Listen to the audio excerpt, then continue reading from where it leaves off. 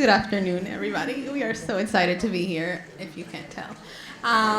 Thank you all for coming to our session. We're really excited to be presenting to you about we're going to be presenting about 3 schools that we feel very proud of.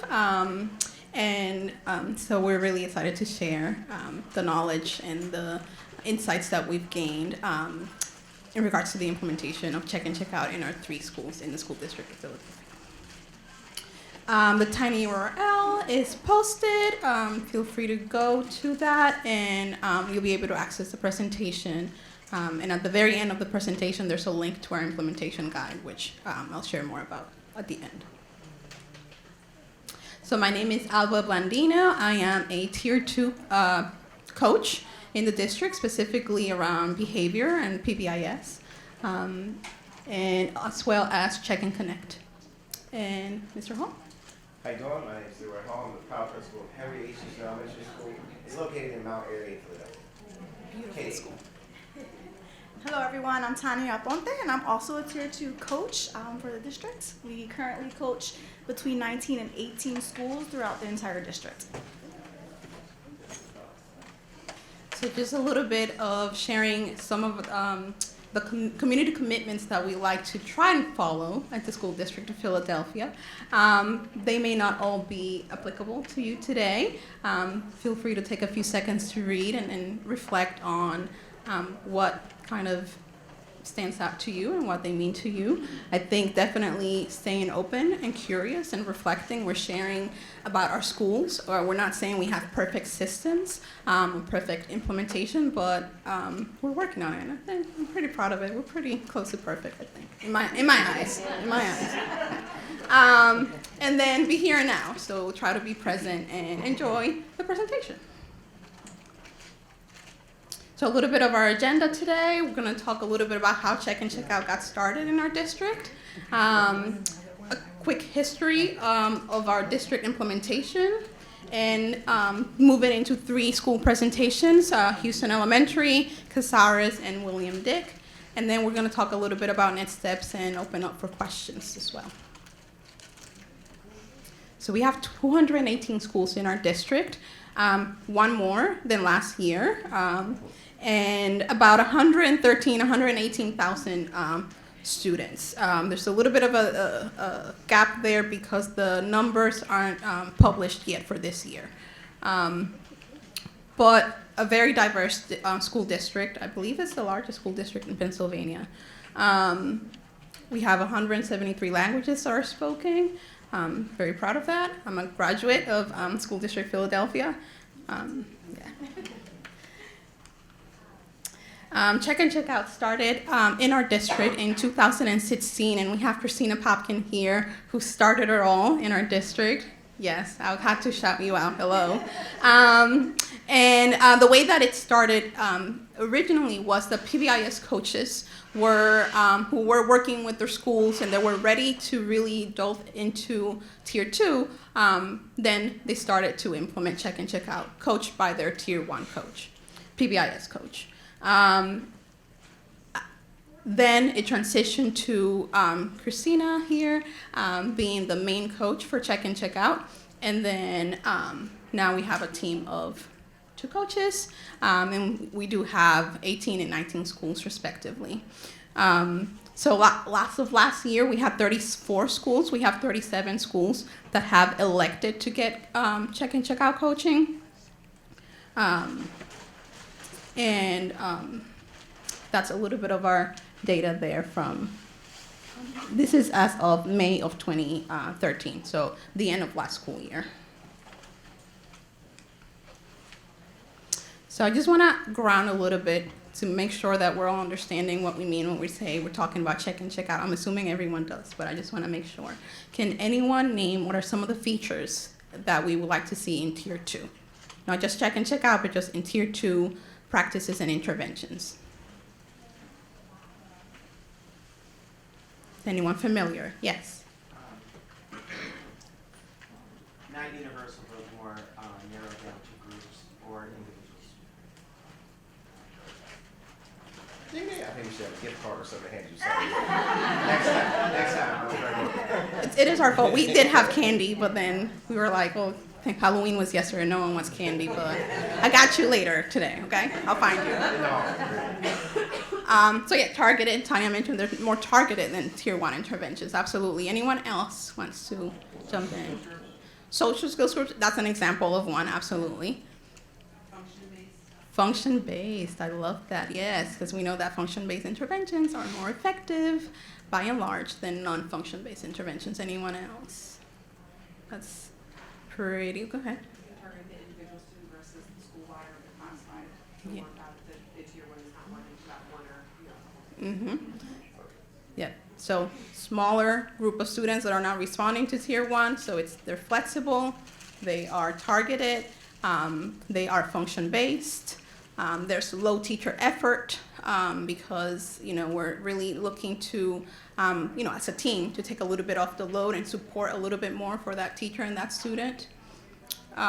Pretty good, everybody. Christina, you want to add anything? No? Got it?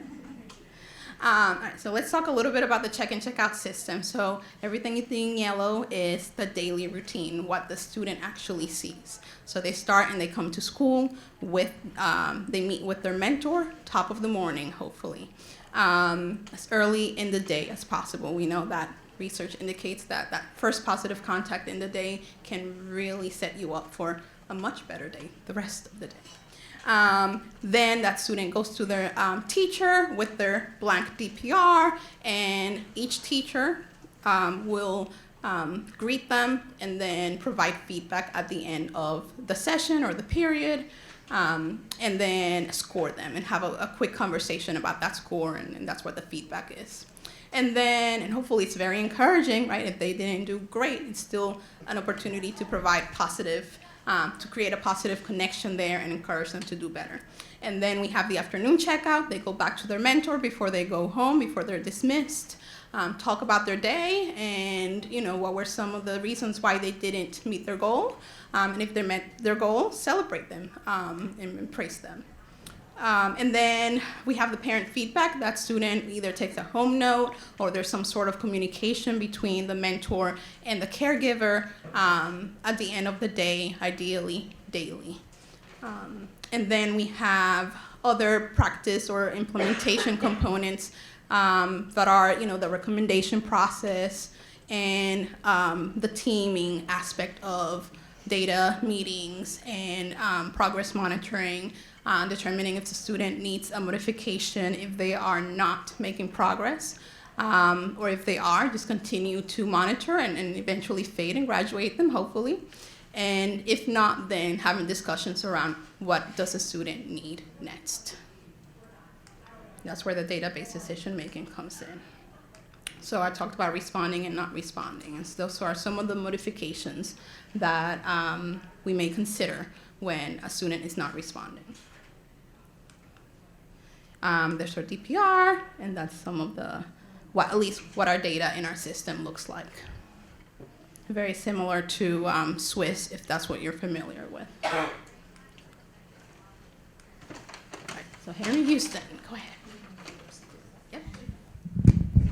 All right, so, sorry, I gotta move around because I know I'll sooner or later black out or something.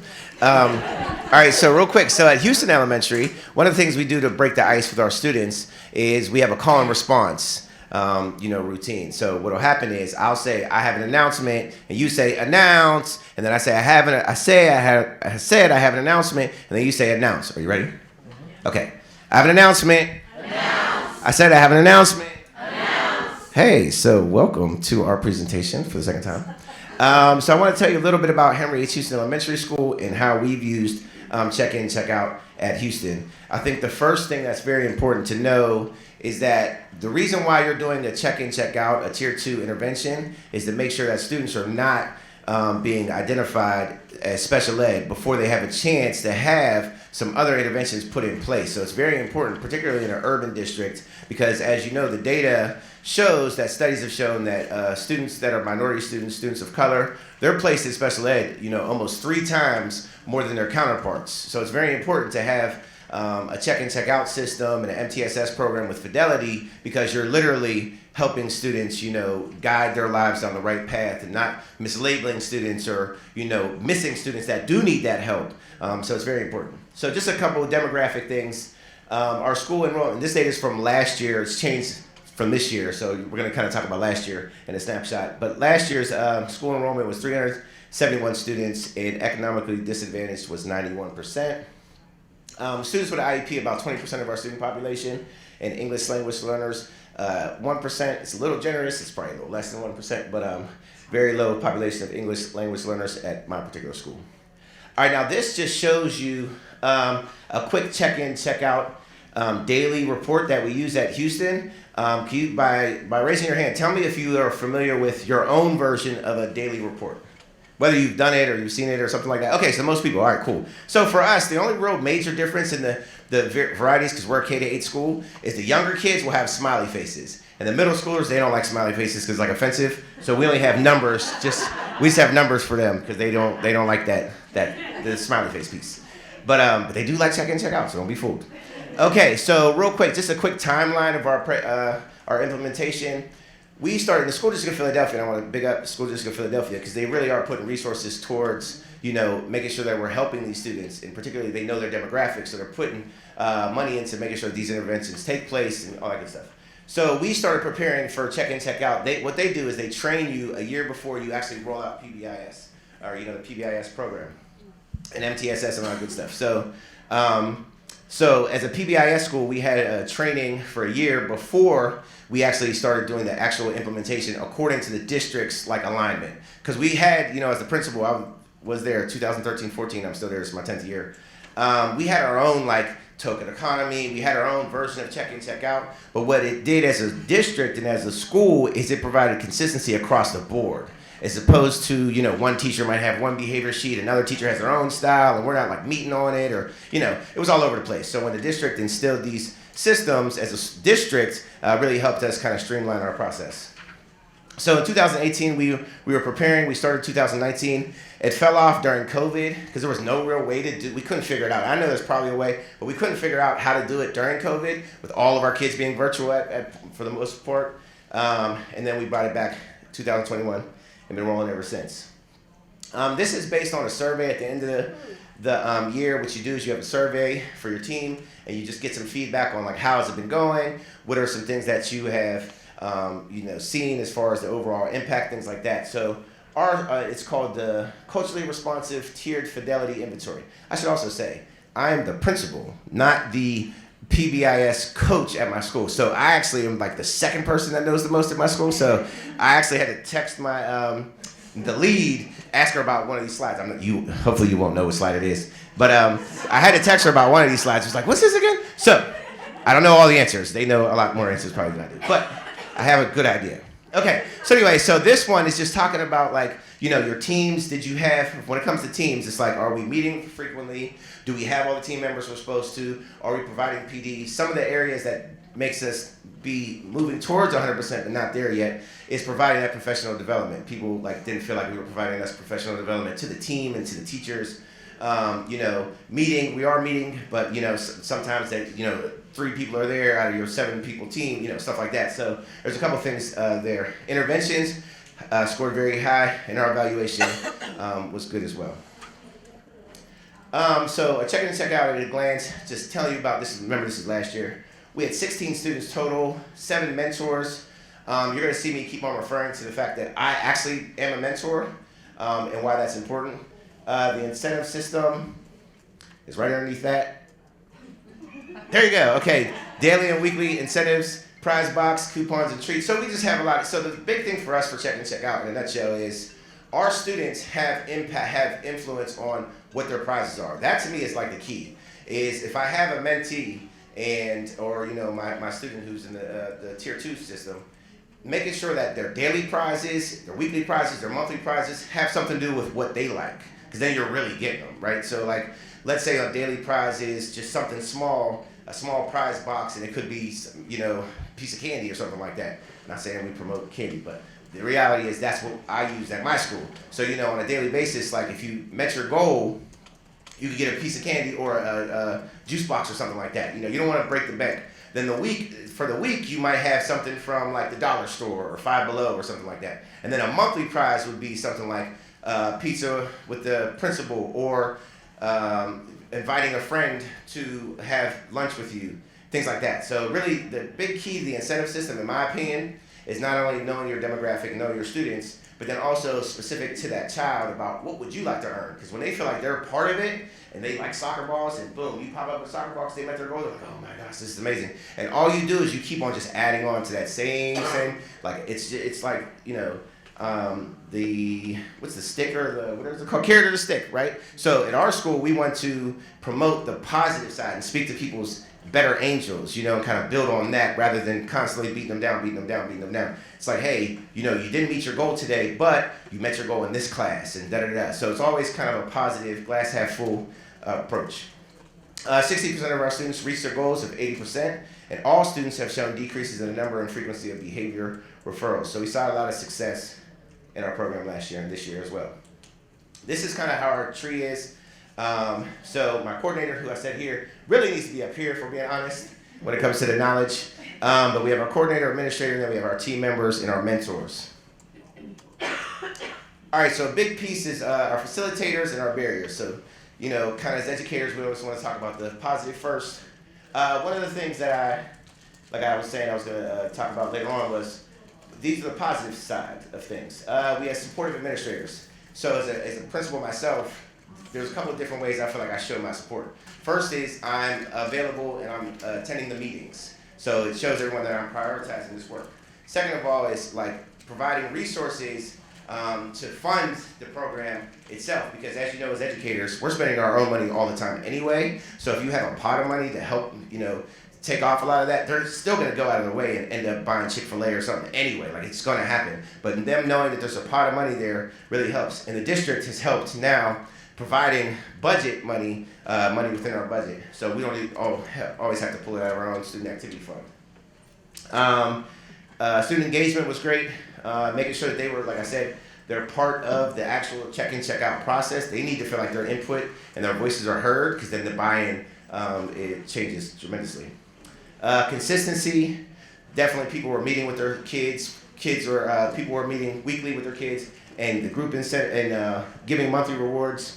Student buy-in, like I said, the same thing with just getting their input. And then teacher input on the student daily progress monitors in order to address all concerns.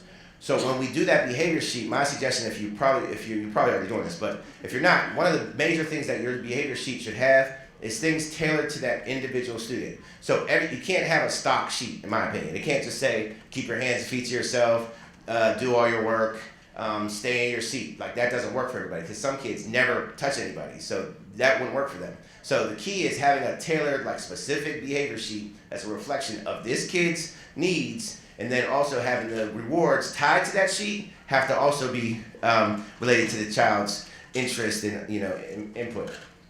Okay, some of the things that were barriers. Teachers completing forms with fidelity. Now, a lot of this is gospel to a lot of you. That was the issue, because you have some teachers that, we love all teachers, let's start off with that, we love all teachers. But sometimes they're overwhelmed, or they don't want to do it, or whatever the excuse is. And you'll have a homeroom teacher, let's say you have a second grade teacher, who waits till the end of the day to give the kid their numbers, right? So the kid never sees the sheet the whole time. And then at the end of the day, they're like, oh yeah, you got threes here too. Oh, you got a 0 here though. Well, that defeats the whole purpose. The purpose of the sheet is for the child to be monitoring it throughout the day. And they have to know, this is where I'm at. And they got to get that feedback, whether like, and it should come from a positive lens, but either way, they should be getting that feedback throughout the day. So that was an issue sometimes. And then sometimes teachers would be like, oh yeah, I'll get to it. And then they wouldn't give it to you till like, you know, a couple days. So that wouldn't work, but we're still working on that. Keeping track of forms throughout the day, that's one of them. Some of our students, you know, there's 2 rules of thumb for that. It's either you can have a kid, because you can empower kids, depending on the child, to carry their own sheet in a folder or whatever. Some kids are going to lose it all the time, so you got to watch that. But the key is just making sure that it actually stays with them all day. And that was some of the challenges we had, because if we did empower a kid and say, hey, you know, you're a 7th grader, you should be able to carry your sheet. You know, let's say 9 out of 10 times they did do it. There was that one time they would lose it, or, oh, I left it at lunch, and, you know, it's gone forever now. Time for data input meetings. Yeah, that's just like every one of all of our issues are time. Just finding that time during the day, or, you know, after school to make sure you're meeting. Where am I on time? Okay. All right, so our main barriers, like I said, these are some of them as well, just add on from what we said before. But the reality is that our main factors were just continue to give that professional development and give that feedback to our teachers so they know how to conduct the MTSS Tier 2 program as well, and check in, check out.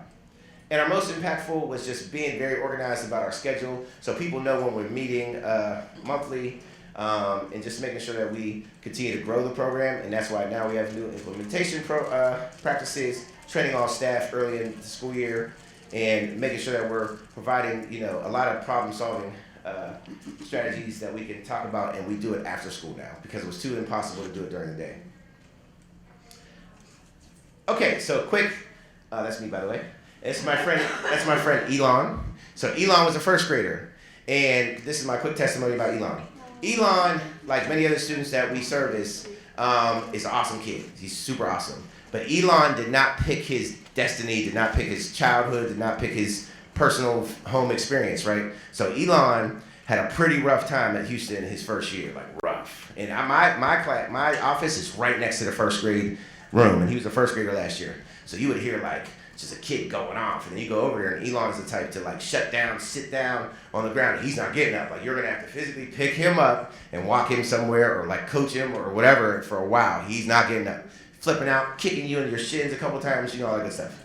So that's Elon. So we knew from the data, and I knew from my own anecdotal data, because I would hear, like, oh, that's Elon, and I have to go over there, that he needed to be an MTSS. So I decided to take on Elon myself. And that's one of the things that I was saying earlier. One of the ways to show buy-in is a couple different ways, but one of the best ways is to actually be a mentor. Now, I only had 2 kids last year, so I don't want to like overestimate like how much I put into that. I didn't have a caseload of 10 or something like that, like some other people perhaps, but just freeing up my time to have at least Elon.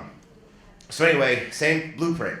Making sure Elon had input on what he liked, like his big thing was sports, so he had football, he earned the football, basketball, even the old yellow wiffle ball with the white ball that goes on the top, he didn't earn that. So like, consistently meeting with him every day. Elon, at the end of the year, he graduated from the program, so give some claps for Elon for graduating from the program.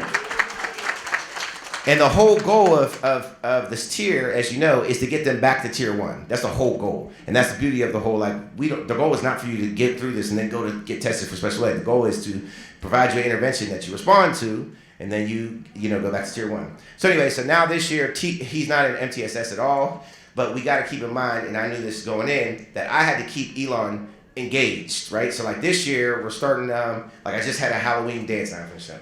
We just had a Halloween dance, and I made sure Elon was on my unofficial committee. Like I pulled him in, I had a kindergartner, it was like a really cool group. Kindergartner, Elon, he's in 2nd grade now, some 8th graders, and he worked there, and now he said he wants to do student council this year and things like that. So we went from a kid who was like struggling daily, flipping out, and for his own traumatic reasons, because if you hear his story, you're like, that's why Elon was flipping out, to now he's working above and beyond outside of the classroom. So we're excited for that, and that is the Houston story.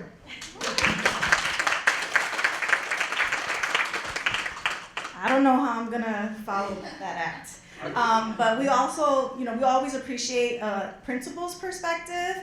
As Abba mentioned, we are coaches, so we go into schools and we support schools. So we always love to give the lens of the, actual leader in the school that, is part of this intervention to showcase how it works. Okay, so I'm gonna speak on Gloria Casares Elementary, which is an awesome school. They're doing awesome things there.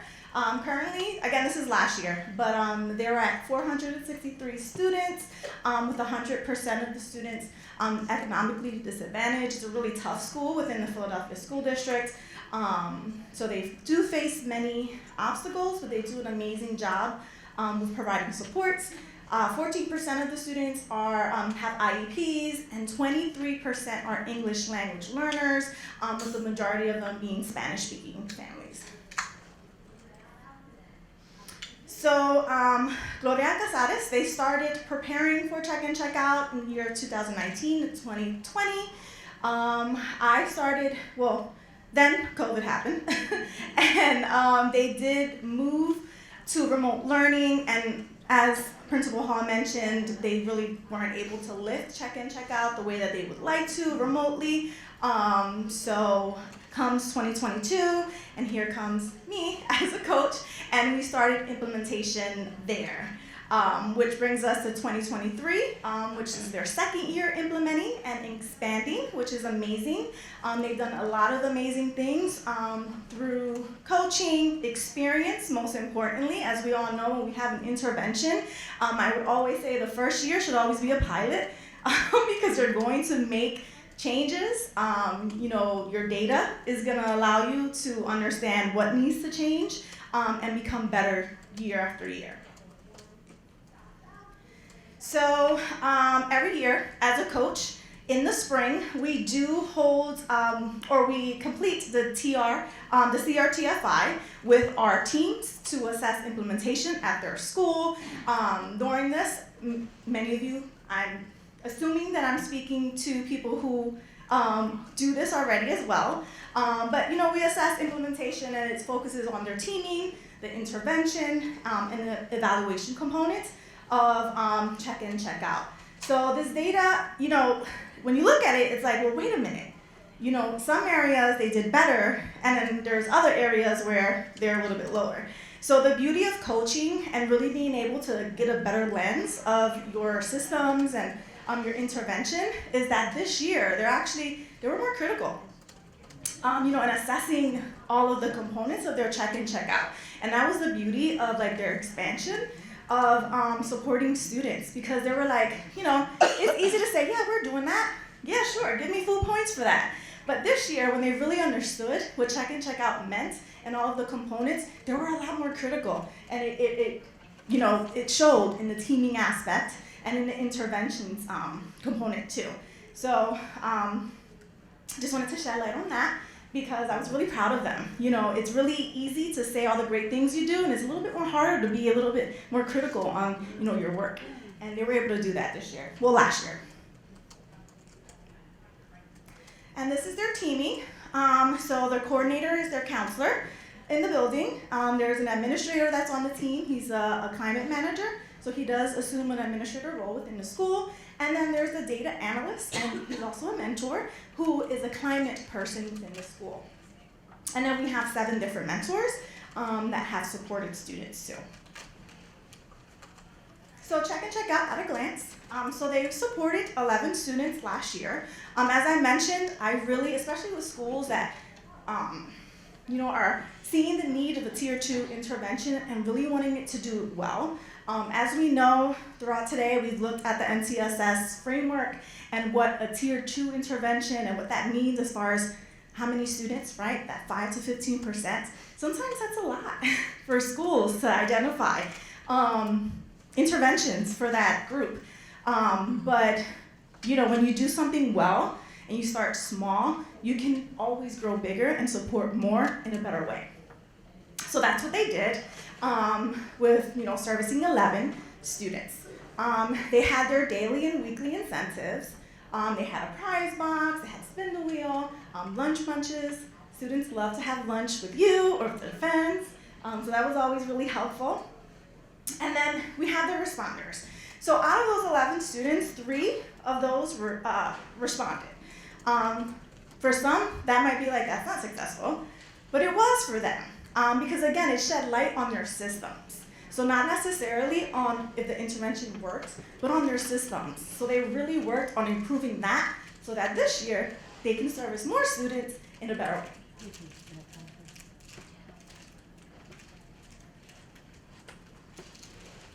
Okay, I need to breathe. I'm trying to speak fast, Principal Hall, because you were like on a roll and I don't speak like that. I'm sorry, guys. So the facilitators for Casares, they had a really supportive administrator. So like Principal Hall mentioned, their principal is amazing. She might not be part of all of the buckets that involve lifting this intervention, but she was aware. She was always open to meet with me. And I always, as a coach, always made sure that I was present and offered my support from the top, all the way down. Student buy-in, so students were excited to be part of check-in, check-out. So of those 11 students, even though sometimes, again, they weren't meeting their goal, they were excited to be in check in, check out and talk about it with their friends. The strong collaboration between the coordinators. So one strength that there's many, but one that I can speak on of this school, I coached 18 schools, but specifically with this school is they had a strong teaming. So whenever we met to discuss whether it was planning for check in, check out, looking at the systems, or actually looking at the data, they had a strong team. So it didn't fall under one person. It was a collaborative effort where they were able to problem solve and look at data. We know that that's hard. Once we are starting a day, you never know when you're starting your school day what you're gonna find. But they really did make it a point to try. And then again, the consistency of the daily and weekly incentives. Now the barriers. So teacher buy-in, you're gonna see that that's a collective barrier for some schools because we all know, again, teachers carry a large load. So through coaching and through training effectively, you can really support your teachers with understanding that this is supposed to be easy and not so hard to support the student and really benefit both of them and the whole classroom as a whole. Another issue was just the teacher attendance. I don't know how, what district you come from, but last year was tough with having teachers, so filling spots, and then just the attendance component. So that sometimes, again, spoke more to the systems, right? If the teacher's not there, they can't rate the student, and it kind of really affected the implementation at times to support students. And then student attendance was also hard, again, coming back really full throttle after COVID, created a lot of these barriers. And then the mentor buy-in, especially when following up with the coordinator regarding student progress. So this coordinator specifically understood that, okay, I trained mentors, but I didn't give opportunity for them to seek me and to seek guidance, so she reflected on that and put some things in place that I'll talk about to offset that for this year. And again, main barriers that teacher buy-in. It's really important. A lot of people look at check in, check out, and they think it's just the mentor component, and it's really not. It's a collective effort. Teachers play a heavy part in this, right? Creating that relationship in the classroom, providing that feedback each block of time, so that the student can truly understand what's expected of them and what their behavior is showing every single day within those time periods. And then coordinator responsibility. It's hard being a coordinator for this specific school. She was the school counselor. As I mentioned, this is a tough school in the neighborhood. So there was a lot of needs, different needs. So her finding time to be able to plan effectively and look at data and be that point person in the building could be tough. Again, the needing the time to check in, so that's adding another component, right, on the many things. And then contacting parents. So I don't know, again, where you're coming from, but this specific school struggled with parent communication and participation, right? So, they had to think about, especially for this year, to be a little bit more thoughtful about how can we engage parents and make them part of this intervention. And then lessons learned, pilot. We are strong believers of this. I know that some schools, they want to start strong and support a ton of students, but we are firm believers, start small. Identify those students that need that extra loving, is what I say, and start with check in, check out, if they are appropriate candidates, because again, once you plan and you have all your systems in place, this should be something easy and feasible for students. And it engages everyone who's part of this intervention. Also, consider who you're linking students to as far as mentors. So that might require some legwork too, but making sure that that student is going to vibe with that mentor, because that's what's going to make them encourage them to to want to do well. There's a saying that one of our coordinators had mentioned, and I love it and I share it all the time. He says, this intervention really begins with a student working for a thing, right? They want that reward. It transitions into wanting to do it for my mentor. I love him. He's the best. Right? And then it turns into them wanting to do it for themselves. So it's really important to make that connection early on. Excuse me. Reminding students of the prizes. Principal Hall, he hit on that as well. It's really important. They're not going to work for it if they don't like it. And then making sure teachers are involved. Implications for future practice. So this is kind of what this year they put in place to help that systemic part of check-in, check-out, so that hopefully when we do our spring CRTFI, it could reflect, their growth, which I'm looking forward to see. So this year they made sure that they trained staff early on in the school year. I'm gonna be honest, when we're planning and thinking about check-in, check-out, usually it's like, okay, who are we gonna train? If you train everyone within the school, everyone becomes a component of check-in, check-out, and then everyone knows what their role and responsibility is. Formalizing a referral system so that we can receive students who can benefit from this outside of just that data that we look at on a bi-weekly and monthly basis.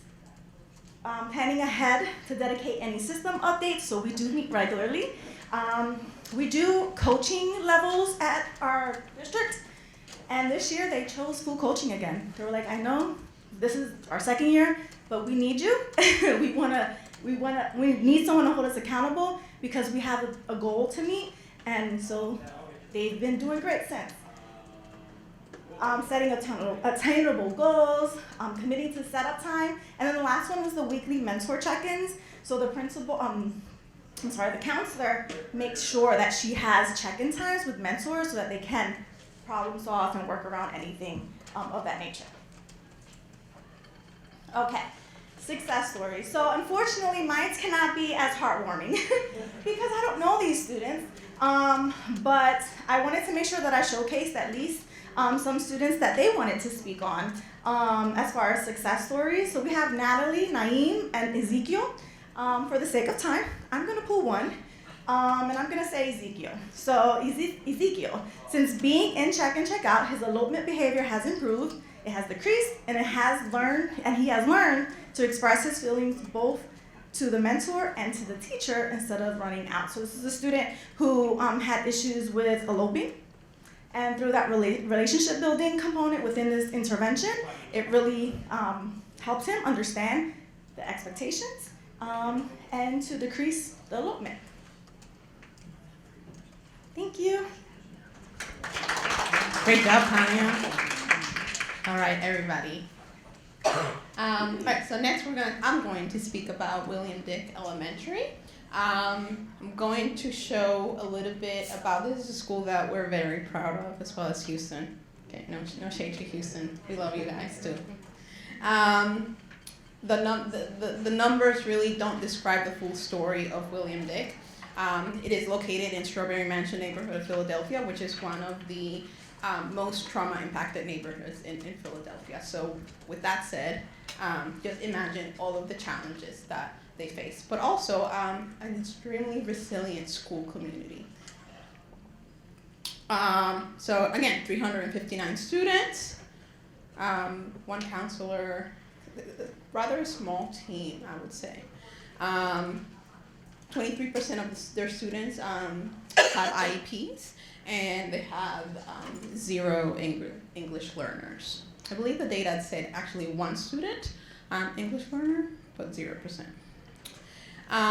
They have been, this is their journey with implementing check-in, check-out. Back in 2014, they were just preparing, thinking about it, really understanding their Tier 1 structure, making sure that it was strong. And then in 2015, they started to implement check-in, check-out.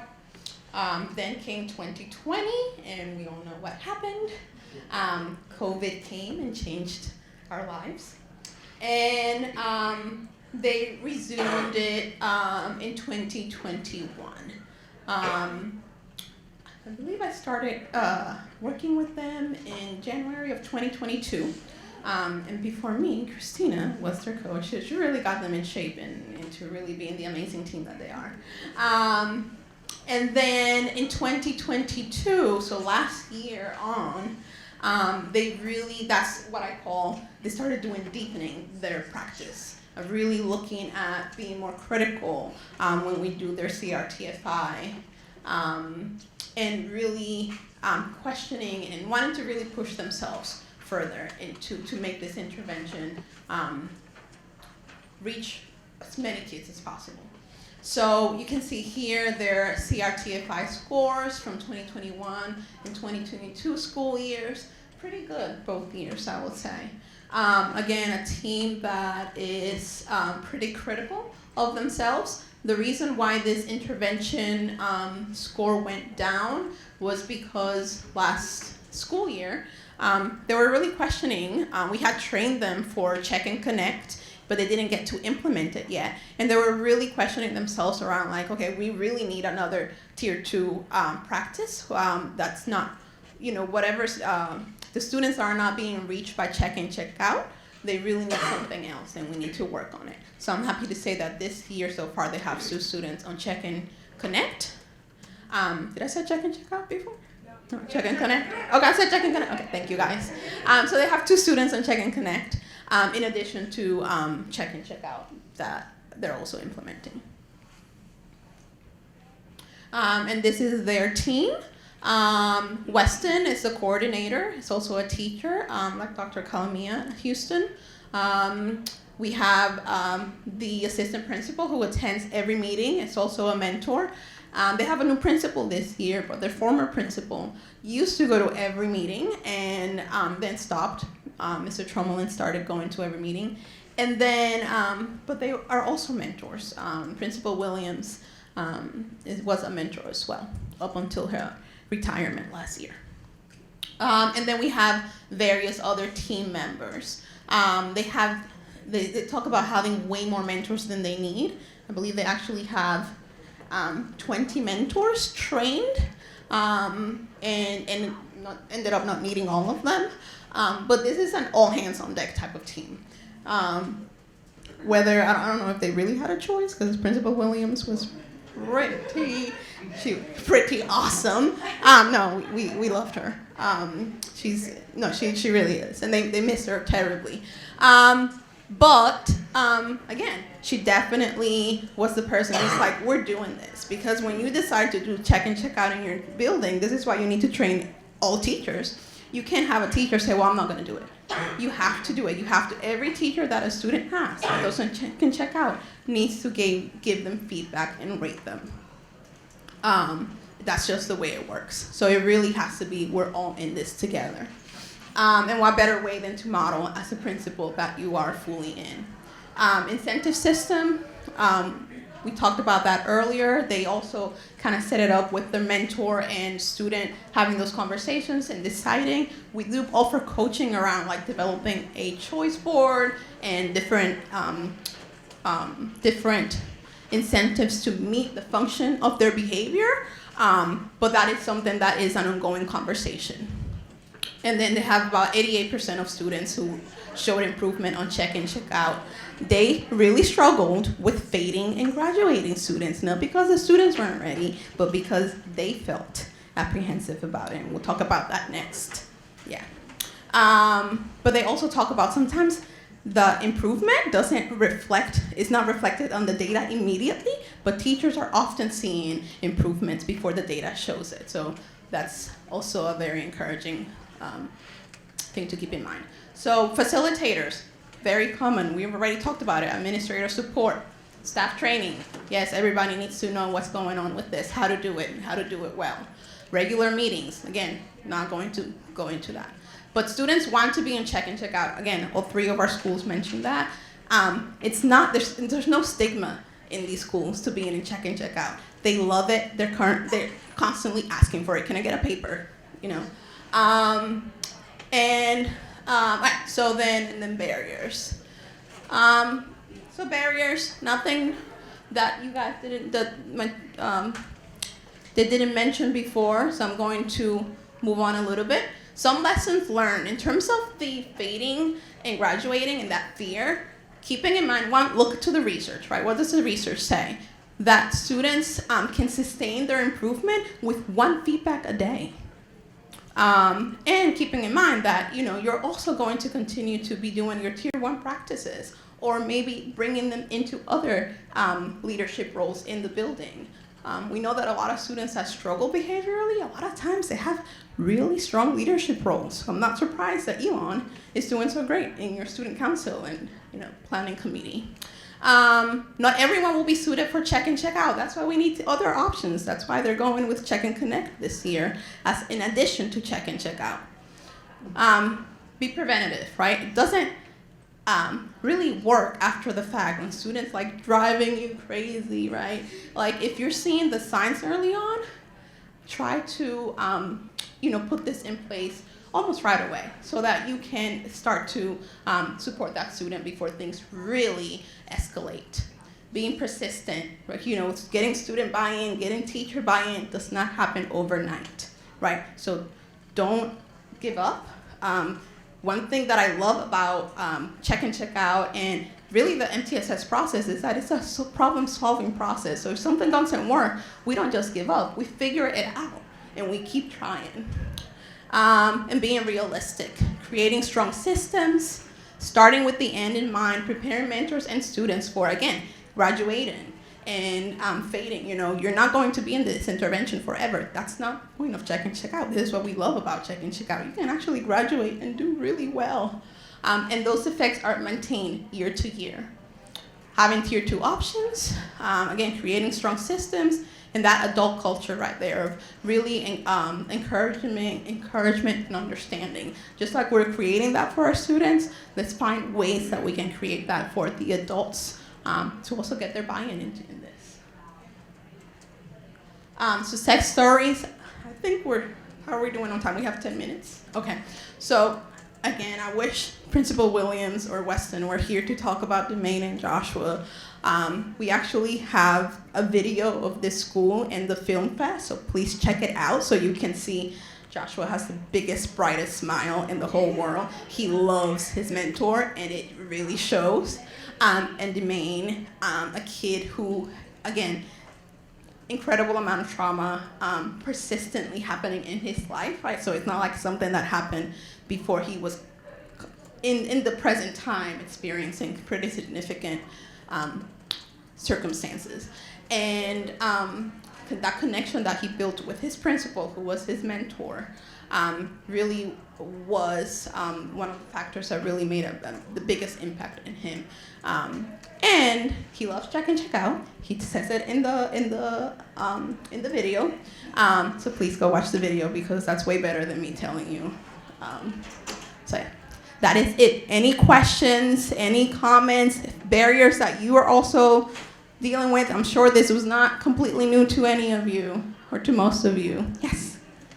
Go ahead. Hi. Yeah, I have a loud voice, but so I just have a question in regards to trauma. So in Philadelphia, we're experiencing a lot more crime situations in addition to the experiences in COVID. So I work in early intervention, and we're seeing a tremendous amount of families and young kids who've just been traumatized for all kinds of reasons.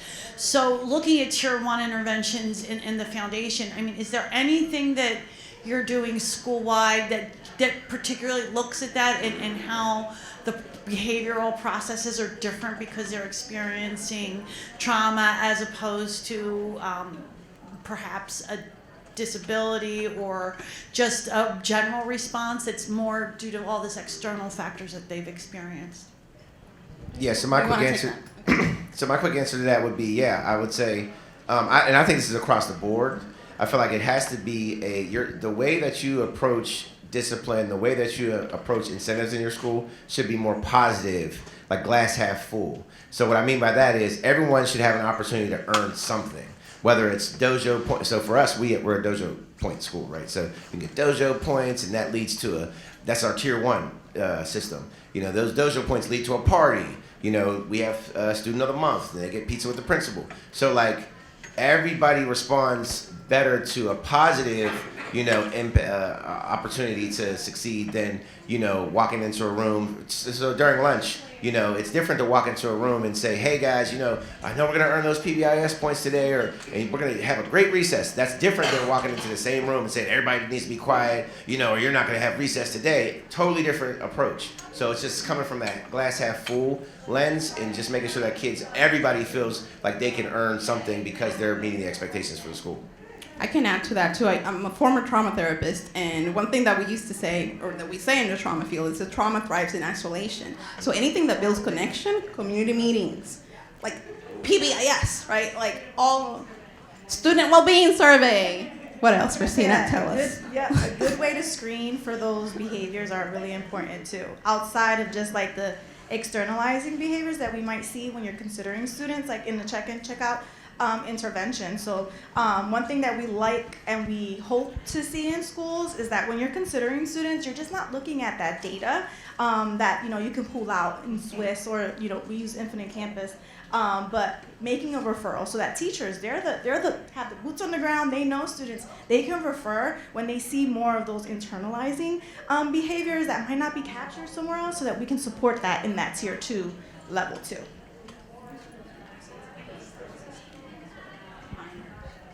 Oh, I'm sorry. I don't think I need the mic. Oh, wait. No, I had a question about you started talking about the referral system for getting kids into check-in, check-out, because we're doing it and we're kind of taking them all through our MTSS, so kids are referred there. So do you have a different process than that?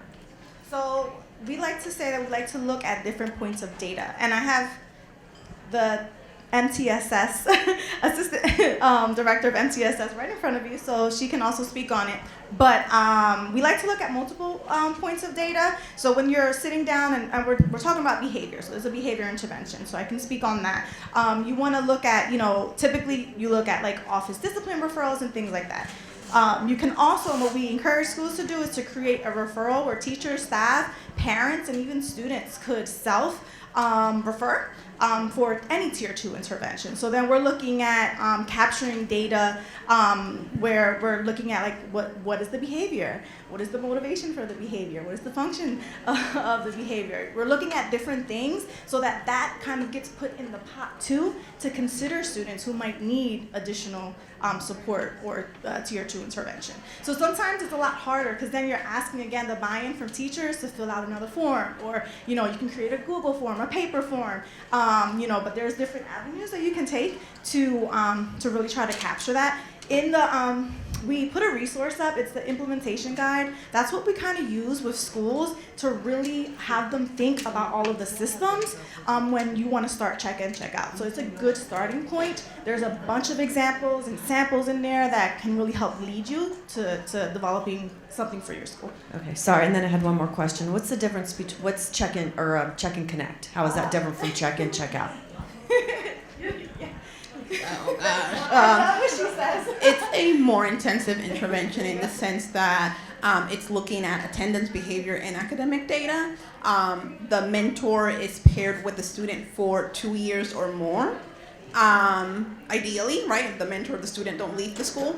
And they're meeting weekly on different days, ideally as well. And the mentor is tracking that student outcome data and having discussions around that data with that student. So they're bringing that into, really making that student aware and focusing their success in school, focusing on that as well. So that sometimes requires a lot more time and effort. So, but that's why we say check-in, check-out is so great, because it doesn't require all of that sometimes to really lift a support for students.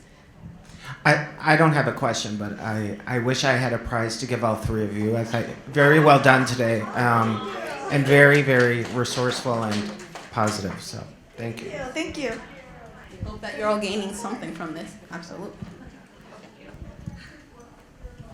What would you suggest in your slide where you said that some students are responding and not responding? What are your guidelines to deciding when a student is not responding? How many days or how long does the intervention run? You want to take it? Sure. So typically, the way that we coach our schools, we do coach through the lens of what research and evidence says works.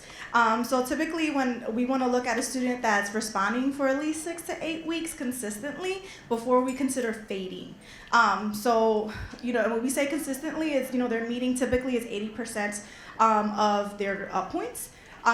within their daily progress reports. So, we look at that data and they have to hit that within that time frame, and then we want to fade them. So one big thing about this intervention is it's a teaching intervention. So we're teaching students. So just like when you teach in the classroom, you're teaching a skill, you need to assess whether or not that student has gained that skill. So then what we do is we fade. And then we say about 4 weeks of consistency with that fading. The student actually self-rates themselves and then compares it with the teacher. And then you can kind of like layer off check-ins and things like that until finally, consistency with 4 weeks, and then you can graduate the student. Again, plug it in the implementation guide. There are resources in there too that give you specific details to what fading can look like too. We also want to make sure that the adults are doing what they're doing, right? Fidelity, before we assume that the student is not responding. And then on the implementation guide, there are functional motivators. So we'll recommend, a lot of the times the school teams are amazing. So they will already know and come up with things. They don't need to wait to meet with us to make a notification. So real quick, I just want to add something because I know we're running out of time. I think it's very important. I appreciate what Ms. Aponte said is there's a narrative that goes with each child's story. So it's important to also measure those. But I think it's extremely important to have metrics for all this stuff because it takes away the subjectivity of it, or people saying oh, well, this, and that's no. We said, oh, he's been doing great for 2 weeks now, we can get him off. No. We're saying it's 6 to 8 weeks. So when you have those concrete metrics, it takes away that argumentative side during those meetings, and it's much easier to say okay, if you have 5 minor write-ups or 2 ODRs, you're now on our radar. Well, that's not anything. That's just an objective reality of this child has got 5 write-ups, 2 ODRs. We need to have a discussion about this child at our next meeting. And it's not, oh, so-and-so had 1 instance and he hit that pencil off his desk. He should be MTSS. No, well, he should be tier 2. No, that's not time yet. Let's continue to, service this child, and we'll revisit this child at a later date. But it's very important to establish metrics beforehand so there's not, that kind of debate in the meetings. One last question back here. I have a request. One, can you with the URL back up again? Because it's Thank you so much.